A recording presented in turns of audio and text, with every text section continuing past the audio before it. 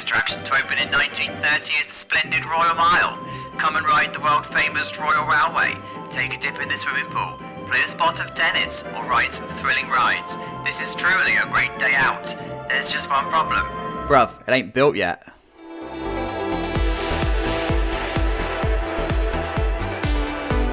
Oh yeah, that's right. It's the 3rd anniversary of the channel and this series needs to be big, but different. So I'm going to build a starter park set in the 1930s and then develop it over the years. And with the blessing of Dutchy, who inspired this series, please may I welcome you to 1930 and to the Royal Mile, although it's not much of a park right now.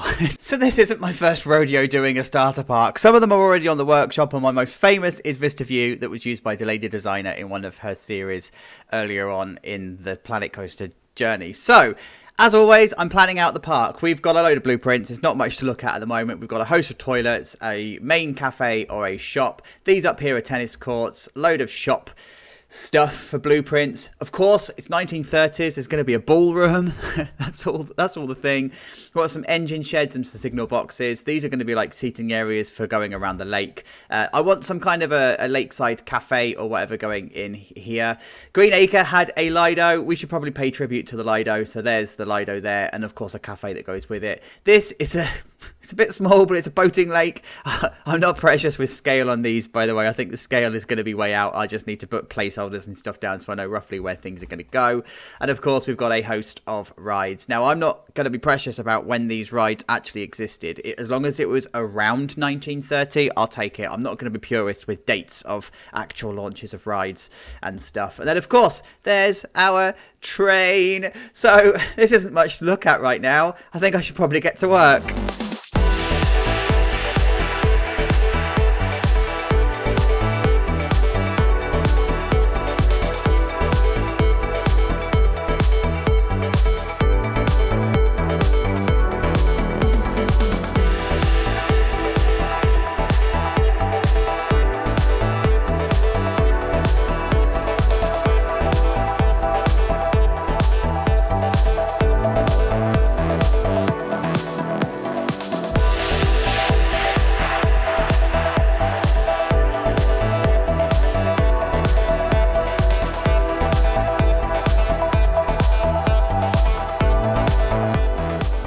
Welcome to 1930, you guys, and welcome to the Royal Mile. So you saw me put down a load of placeholder stuff. Nothing is in its final resting spot, but this is roughly where I think everything would be. And I mean, I know it's accurate because Green Acre was roughly in this configuration in 1930, so I know it completely works. I mean, we've got the main train station here, you've got the second station and the third station. Now, the difference being, we're designing this plot to be a fully fledged theme park in the future. There's 100 years worth of history we've got to get through, so I don't know what that theme park's going to look like, but of course there's going to be similarities and there are going to be differences. No, this isn't going to be a flat park. This is going to have lots of terrain done to it, and I've got no idea how I am going to do it, but we will. You know I will. You're all good. So we start down here with the tickets. It's going to be a really small ticket office with a really small car park here, and of course I'm leaving space for stuff deliberately. You can probably think what I'm doing and why I'm doing it and whatever. 100 years worth of stuff to come. We're going to have some kind of a cafe. This is going to be raised up from the lake area, so this does need off-camera work and whatever to be done. And of course we've got the shops down this side, and we've got some service buildings here. So we're going to have the bakery that will feed the main cafe. It's going to be toilets. I don't know if they're going to be public toilets or not. Don't quite know how this configuration is going to work. And then down here, of course, you do have the... I don't know why I've put a signal box there. What a stupid place to put that. Then you've got the main station going on in here. Over on the lake, this is roughly where I think the lakeside restaurant would be. This is, of course, the boating lake. I told you that the the blueprint was going to be too small. It's definitely too small. And then, of course, this comes all the way down this way. You've got the signal box. No, not signal box, sorry. The maintenance station for the train being here. The ballroom is going to be here. And then, of course, you've got the tennis courts up this side. I've just laid down some of the pathing. This is roughly where I think pathing and stuff would go. And because it's going to be on a terrain, there's going to be a number of bridges and ramps and all of that sort of stuff. And then we come to the first station. So in the Green Acre, I've got to be careful not to say the Green Mile. In the Green Acre site, this is a woodland. I want to replicate that.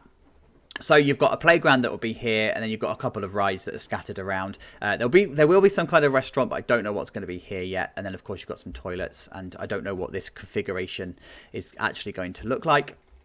And then we follow it around to the Lido area. So this is going to be a swimming pool with the next station living here. And then you've got the extra rides and stuff that are going on here, the lakeside cafe and some toilets. And I don't know what's going to fill in this space.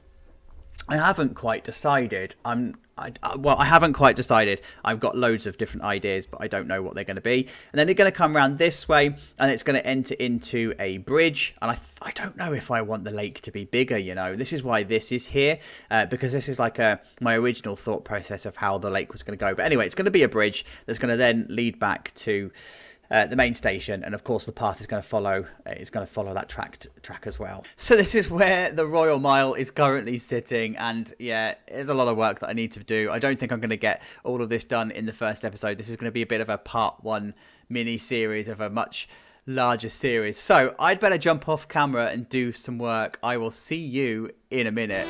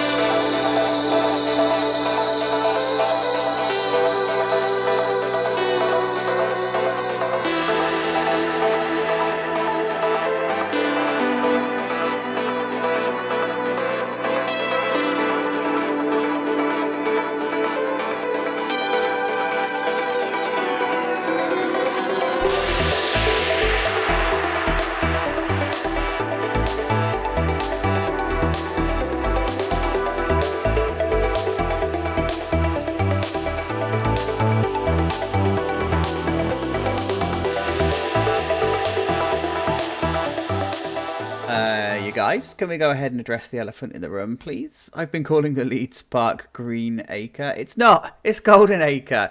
And I am far too deep into this recording to go back and correct it. So we're just going to leave that as a thing that Chacho once said.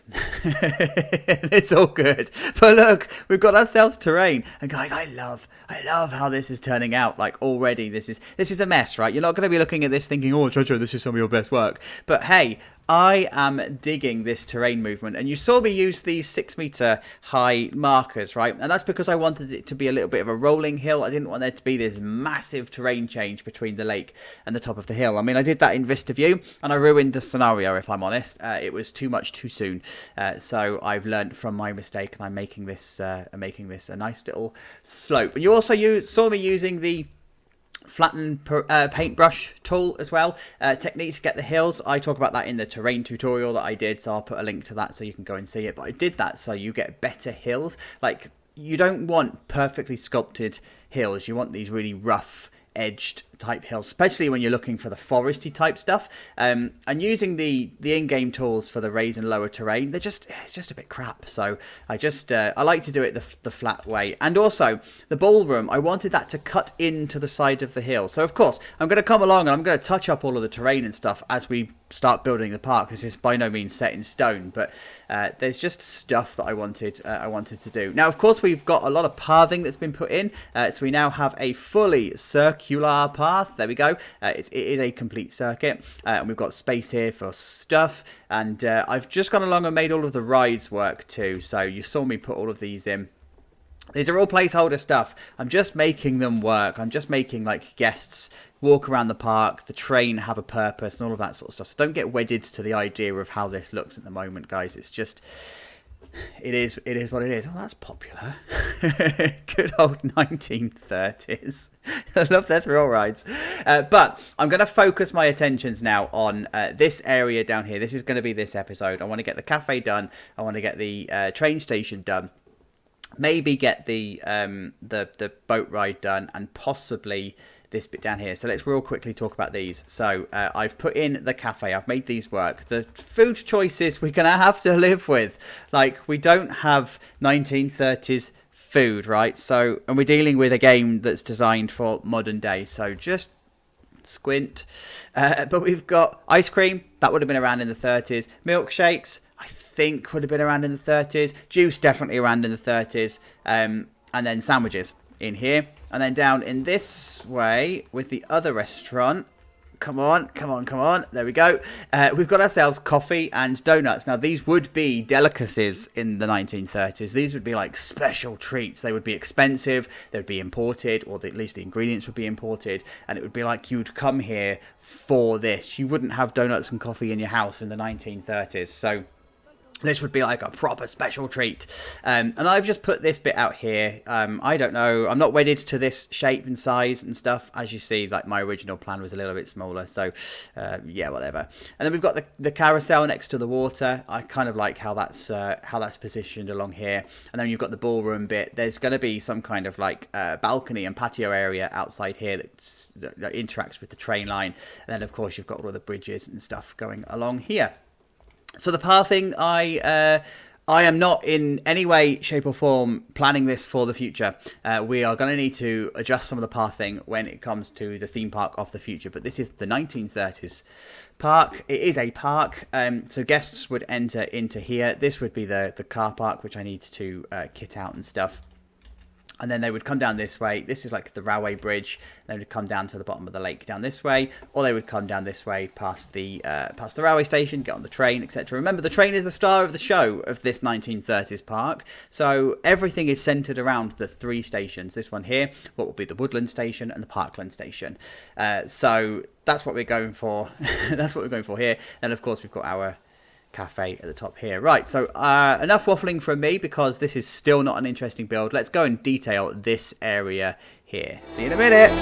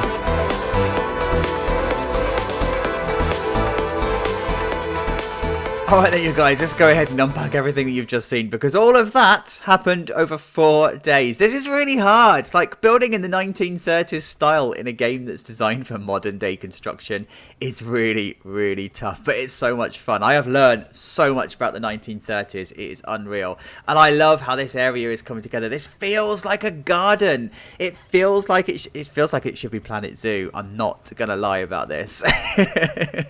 But let's unpack everything that we've seen then. So we're going to start here with the ticket booth. I mean, this is the ticket booth. It doesn't have to be any more elegant than this. It would just be a wooden shack. There's no glamour to it. It's a garden, remember. It's not a theme park. Theme parks don't exist in the UK at this point. Well, Blackpool Pleasure Beach, but that's it. That's all we've got. So we've got no frame of reference to go by.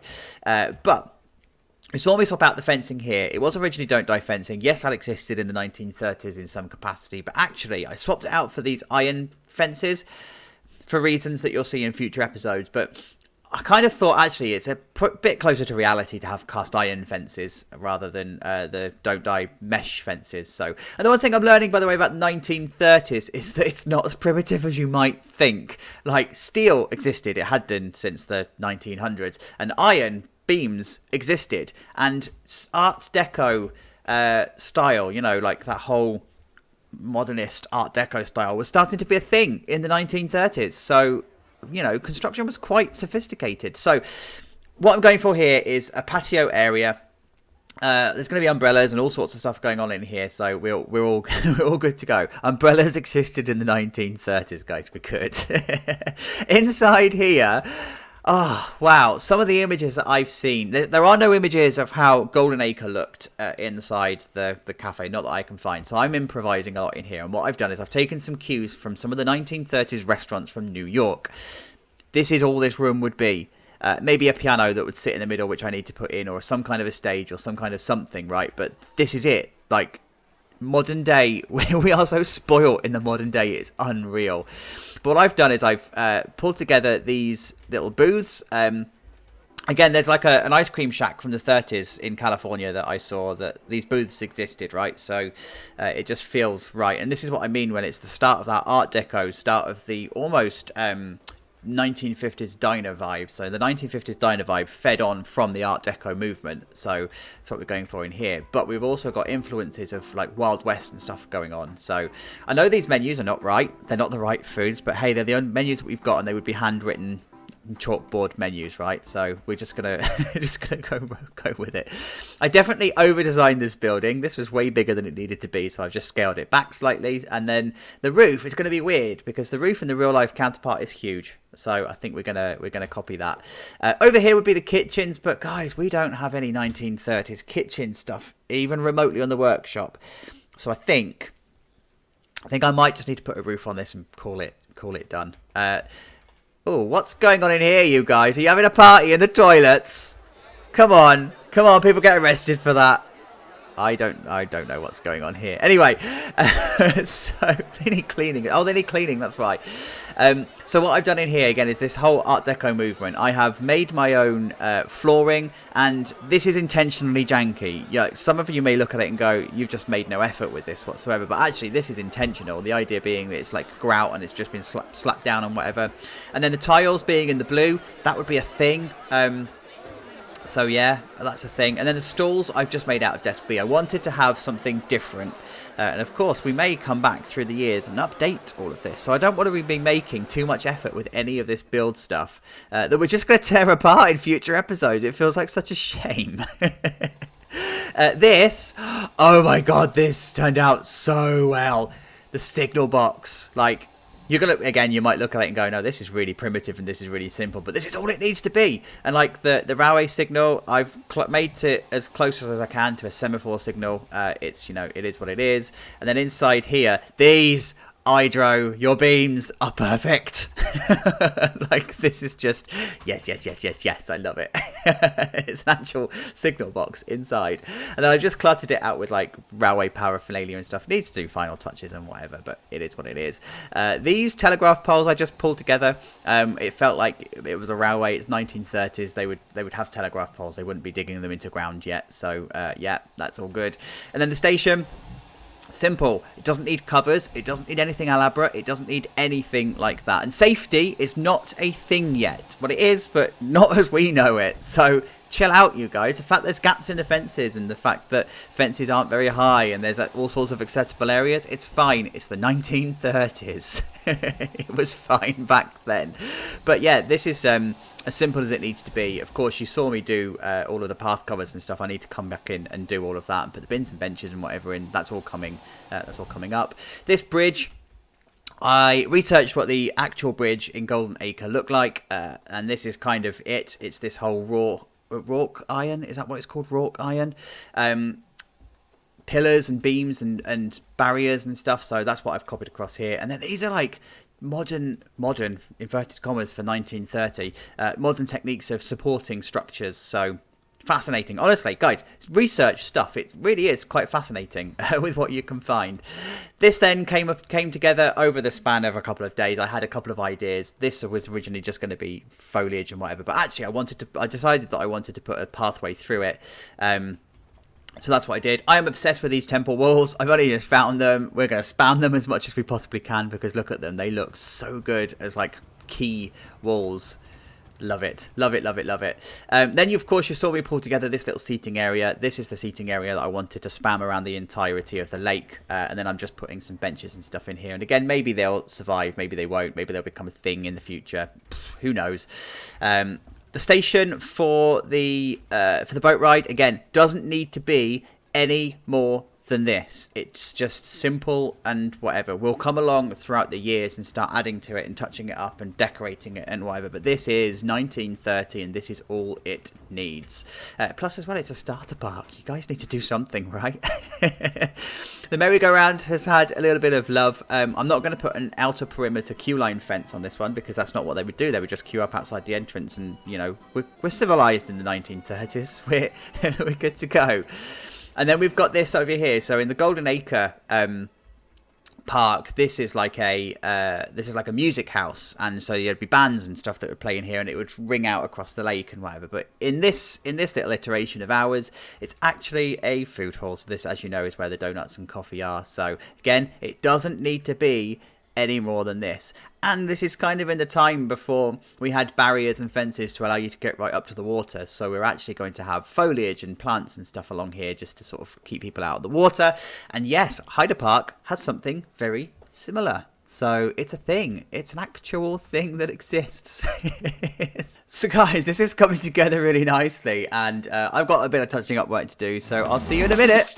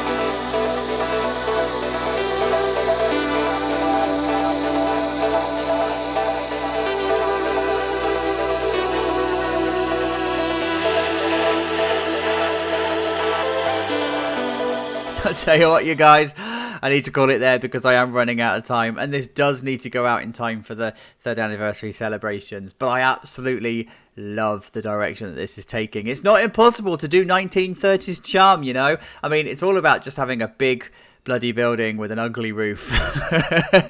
But what's not ugly is that font. Guess who's been busy? Thank you, Spike. He's also done, by the way, this awesome font set for me that I can use later on in the park. In fact, I'm already starting to use it. It is designed to be two-tone, so it's a shadow effect, but at the moment I am just using the one. But unfortunately for us, hydro beams disappear from a distance. It's got an LOD attached to it, but it's okay. It still looks amazing when you are up front. Yes. And this building is exactly the right amount of ugliness for 1930. It's just so ostentatious and just so disgusting. It's perfect. They just had these massive roofs. It's all about the red tile and the awnings on the front and all of that sort of stuff. Now, guys, I have decided to not bother to make my own custom doors. You know that I do when I do my interiors and stuff.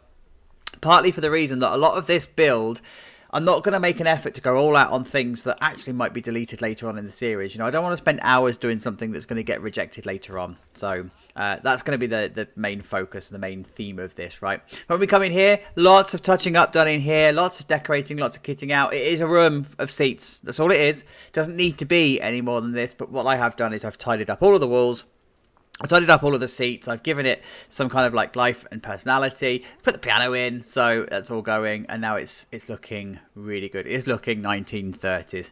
It really is. Like all of the images and all of the reference pictures that I've used so far.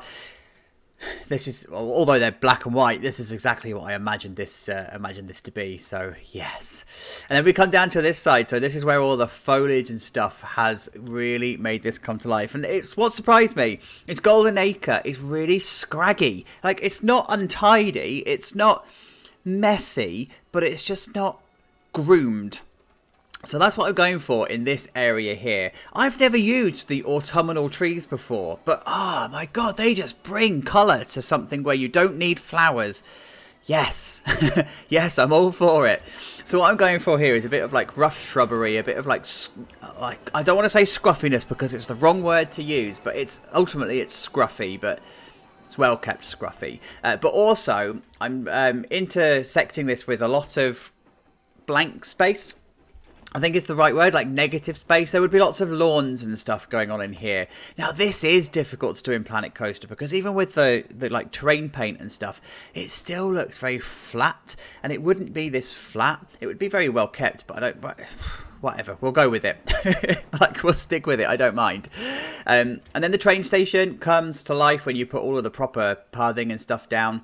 Absolutely loving it. Yes. This is exactly what this would be. No, nothing else needed. What I am going to do in future episodes is put up the signs of the actual stations itself. So this, I think, is going to be Vista View. The other one is Forest Side and then Lakeside. I think that's what Parkside. I don't remember what I've called the stations. I'll come back. I'll fill you in. But I'm going to put the signs up, but I haven't done it yet because, as you just found out, I haven't actually settled on the names yet. I'm still toying with the idea. The bridge. Ah, the bridge. Yes, now it's got its foliage in. Doesn't feel so stupid. Oh, I've got a support out of place. That does feel stupid, but yeah, this bridge no longer feels out of place. This feels right now. The black and white railway, Victorian railway style. Yes. Yes, yes, yes, yes, yes. And then we come down to the boats. So the boats, I've just thrown a couple of biplanes in and a couple of boats. This is exactly what Golden Acre had. Nothing more than this, nothing more elaborate than this kind of setup. But it would be just enough to be a inverted commas theme park. Well, it's not a theme park yet, of course, but it is some kind of a park. And then we come over to what is our restaurant on our pier or on our rock face or whatever, the music place in the in the real life counterpart. And again, all I've done here is I've just touched up with the in-game stuff. Same principle. Not going to make the effort to do things that might not survive the cull as the years go by. And I just don't have the heart to delete stuff. When I do a normal park series, it's all about the it's all about the detail and it's all about the fine detail because once you commit it, you're done, right? But this, I just haven't got the heart to spend 6 hours on a building and then delete it later on as part of a series. I just can't do it. So, and I won't do it. So the seating and stuff all along here, it's all looking good, especially now that we've got the pathing and stuff in here. In real life, this probably would be some kind of a gravel path. It wouldn't be stone like this, but we don't have gravel paths in Planet Coaster. I do have to trade off what we've got in game versus what we would see in reality. This pathway along here, love it. Such a happy accident. Like, I'm so glad I did it. And I can actually imagine, by the way, that there would be later on in the years some kind of an attraction or some kind of roller coaster or something going on in this space. So watch this space. And then over here, lots of like, again, scraggy stuff, scraggy nature going on. Doesn't need to be pruned. It doesn't need to be well kept and stuff. What I have done though is I've created a slight problem. I need to find a way of kitting out this bridge, and I don't know what I'm going to do. Answers on a postcard, because I don't want to do pillars. It's tomorrow's problem. I'll deal with it tomorrow. Car park, lots of Victorian cars. They're all the same. All the same car. And even in the 1930s imagery, there was only like one car type that was available, and it's this car. So this is good. I'm happy with this, even though it's the same one spammed around. It's realistic. It's 1930. And then we come to the back of house bit here. I haven't done inside. Here, nope, it's empty. Partly because it means I can then put the chimney on and it can clip through the walls and stuff, and partly because we don't have the 1930s assets. Later on in the series, when we start doing latter years, this will be used for something else, so we'll be able to kit it out then. But for now, it's fine. It's there and done. Toilets, there's the font. So inside here, it's looking good. I love how this tile floor just looks so jank. It's perfect. It's perfect. What would happen in later years, by the way, is someone would come along and tidy it up. They would restore it, and they would restore it to like a higher standard. But for now, it's 1930, and you've got all the grout and stuff going on. And there would be no glass in here, by the way. This would just be a concrete box with holes for windows. I checked this out. It's an actual thing. And then you've got the tiles and stuff going on in here. And actually, we're going to use this very similar style for the Lido in future episodes and whatever. So, again, toilets, nothing more elaborate than this. I've had to make a couple of trade-offs and use some of the more modern signs. It's fine. It's fine.